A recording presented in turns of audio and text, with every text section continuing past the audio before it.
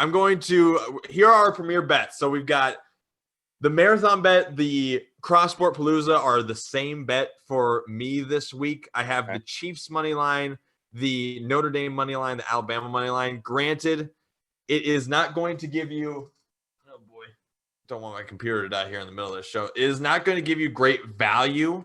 It's going to be like you're going to get $30 on a $100 bet on this parlay. It's not great value, but these are a bunch of good teams. Notre Dame's going against why am I blanking on this? They're going up against Florida State. So these are all teams that are going to win this week. It's a nice, safe parlay.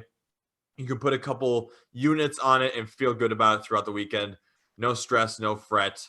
My no sweat bet, Giants Cowboys over 54. I know the Giants offense hasn't been necessarily exceptional, but guess what? The Cowboys defense is giving up pretty bad 36.5 points per game. That is the most points allowed in the NFL.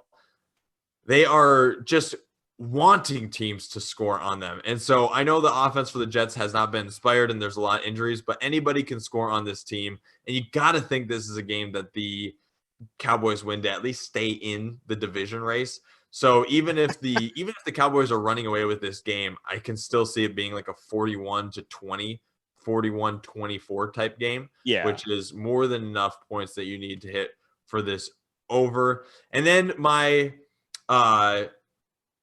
so that was my no sweat bet. My bet your life on it bet this week is the Colts -1. Now, you said a lot of good things about the Browns earlier. I am countering with the Colts -1 because, first of all, you have Nick Chubb out for the Browns. Yep. You have Kareem Hunt nursing a little bit of a groin injury. And then you have the Colts defense allowing 77 rushing yards per game, which is pretty darn good. So all of those factors mean that you potentially have a game where you have to trust Baker Mayfield more than I think the Browns are comfortable with this season. They've run the ball a ton. They're winning the games that they're running the ball and staying rush heavy. And now you're putting them in a situation where you kind of have to put the ball in Baker Mayfield's hands. I believe this game is on the road. Am I crazy? This might be a home game for Cleveland, actually, now that I think about it. But either way, it is. They're just it's putting the emphasis where the Browns would like to take the emphasis off on their offense. And so, yeah, it is a home game for the Browns, but I'm still taking the Colts -1. That's my bet my life on a game. I just feel like everything is kind of coming up Colts when you're looking at this matchup. Can I ponder something out loud that I just noticed in looking at the NFL schedule for this week? Go ahead. So they're really going to have Denver and New England play at 4 in the afternoon on Monday? It appears that way. Okay. Not a fan? It's a unique strategy, Cotton. We'll see if it pays off. I mean, yes, doubleheader of football. You get football from 4 p.m. until like 10:30. So that's not a bad thing, but just a weird time to start a football game. There's going to be we're getting dangerously close already to a point where like we don't know what is happening. Like week 8, we don't know what's happening. There's football on every single day. We're not necessarily mad about it, but we're also are wildly confused all the time. Like I'm going to get to the point where it's like, okay, this just feels like Major League Baseball. They're playing every day and I'm getting sick of it. Like just. Well, that's the thing where, and again, this is a little bit in flux because we don't exactly know what's going to happen with that Bills game. Right. But you have situations where it's like the Chiefs could play 3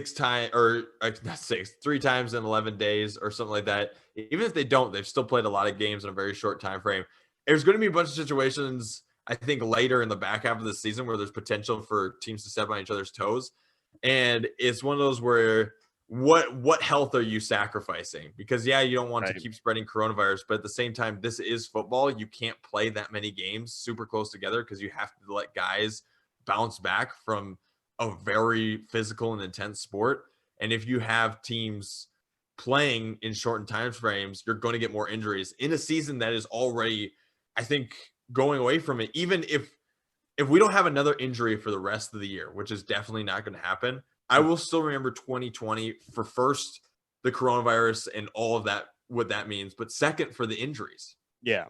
And so if that's one of the major headlines from this year already, if you start having teams play these compressed schedules in a couple of week spans where it's like, oh, all of a sudden the Steelers played twice in 9 days because somebody popped with a COVID test and so they had to move stuff around, stuff like that, where it's like you're just begging for more injuries in a season already marred by a ton of injuries. Yeah, I would agree fully. Are we scaling me back still this week for bets, or am I back on? I would say take it easy on the parlays, but let's get you as many bets as you want. But again, go easy on the parlays. Those are hard to win. Parlays are super hard to win. Especially like I'm still just shocked at the fact that I went winless in the hockey bets. That's supposed to be my thing, and I didn't get a single one right the entirety of the postseason from when we started adding them in. So that was fun. You know what? Trust the process. Trust the process. That's all you can do. Okay, so I'm going to do a no sweat, and then I will do a bet your life on it as well. So I am I'm going to really oh boy. You're gonna bet on the Vikings again, aren't you? No. So my no sweat, the Army Black Knights, they're 3-1 on the season. Citadel is 0-3, and they have not been particularly close in any of the games. Army is favored by 29 points. The over-under is 47. And if I recall correctly, Army typically hardly throws. Yeah, and they're a running team. Neither does the Citadel. So I'm going to do this. My no sweat is going to be the under for Army and Citadel. Under 49. I like it.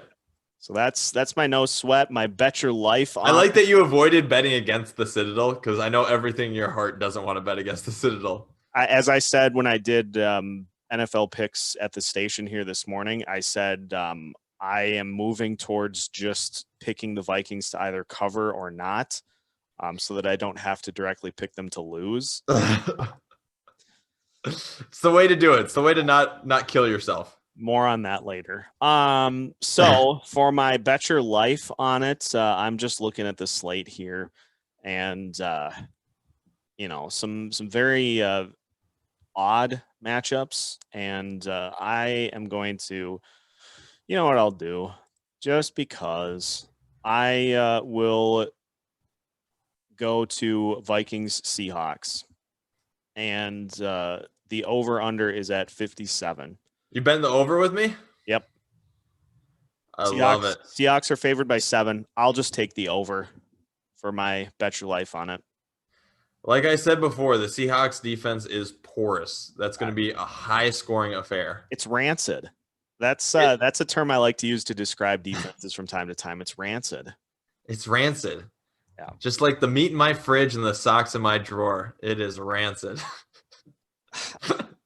Don't ask me what's happening in my house. Do something about it, my guy. No, I like it. It's a good bet.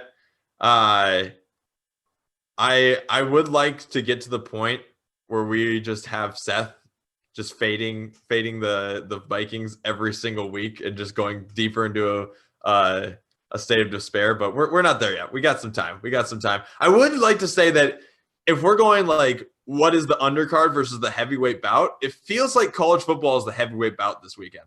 Oh, for sure. Yeah. The NFL this is kind of this would be the equivalent of like the non-conference schedule portion of the schedule, because it seems like a lot of these matchups could just get, really bad.